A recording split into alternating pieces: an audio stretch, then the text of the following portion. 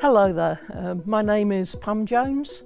I'm the operations manager for an organisation in the northwest of England. I don't think of myself as having any particular gifting with children and youth. I find youth a bit intimidating, to be perfectly honest. I'd been in the job a couple of years when one of the senior schools workers came to me and said, "Actually, Pam, you know, we have this summer camp every year and we take anything between 80 and 100 teenagers away on a camp, and he said we could really do with somebody on site to look after all that side, you know, the safeguarding, the health and safety. Would you come?"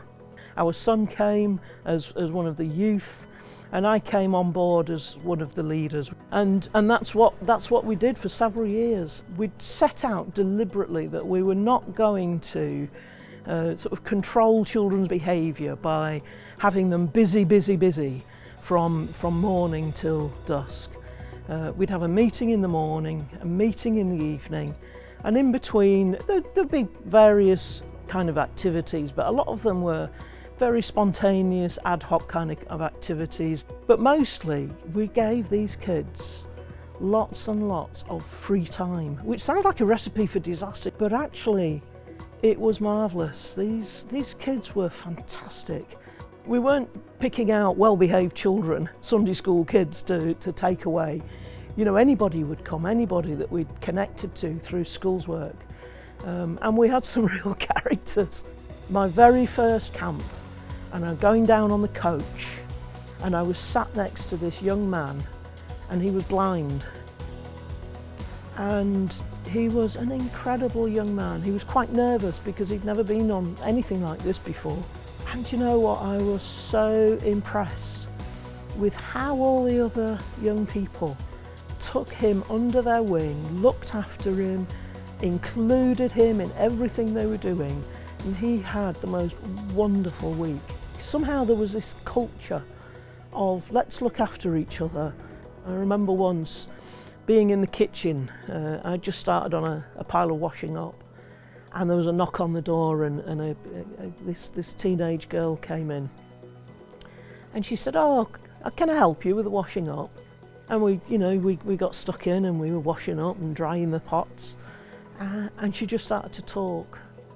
And her parents were going through a pretty acrimonious divorce, and she just wanted to talk. And she wasn't looking to me for any answers, which is a good job because, to be honest, I didn't have any answers to offer her. She just wanted somebody who would give her space and time and would just listen. My name is Nick, and I am the CEO of NISCU.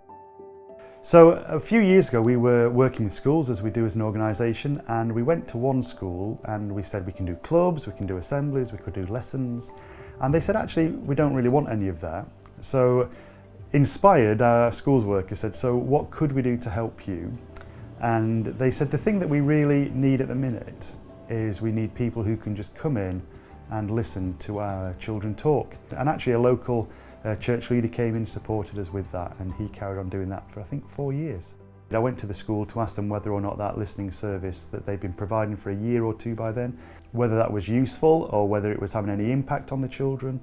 And they said actually, could they have the listening guys to come in not just once morning every week, but could they come in every day?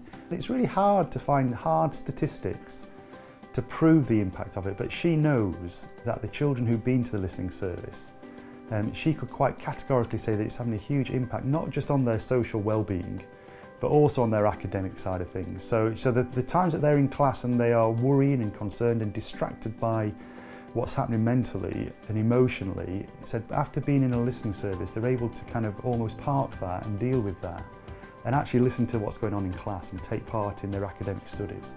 So at that point, I figured actually this is something which our schools really desperately need, and it's also an area that we could support schools with in our communities by providing volunteers from churches. You know, the mental well-being of our young people, particularly secondary school age, is, you'll see it in the news, it's quite a hot topic at the minute, and there's quite a lot of things we can do with our unique selling point as a church to be able to engage with these young people, to listen to them, to be there for them. That's what the church does and does well, is that whilst we're only listening to kids, we're not telling them, we're not preaching at them, we're not telling them about the goodness of God, we're simply listening to them. And yet that is sowing seeds of hope, so that now when life happens to them, you know, they don't have just the usual things to turn to of, you know, drugs, alcohol, self-harm, drink, suicide, the usual things. As they grow up and life happens, hopefully they'll have something inside them which says, actually, you know, I remember when the church came and listened to me, or they came and listened to my friend at school, and they didn't judge, and they felt better, they were able to sort things out because of that. Wouldn't it be great if in the future we have these young people growing up, knowing that they can come to a church to find help and strength in their time of need? And praise God, you know, let's see that happen in our communities, not just up in the north, but wherever we are. Pray that you could be able to engage with your young people in your community and help them, support them through what they are going through at this time and for the rest of their life.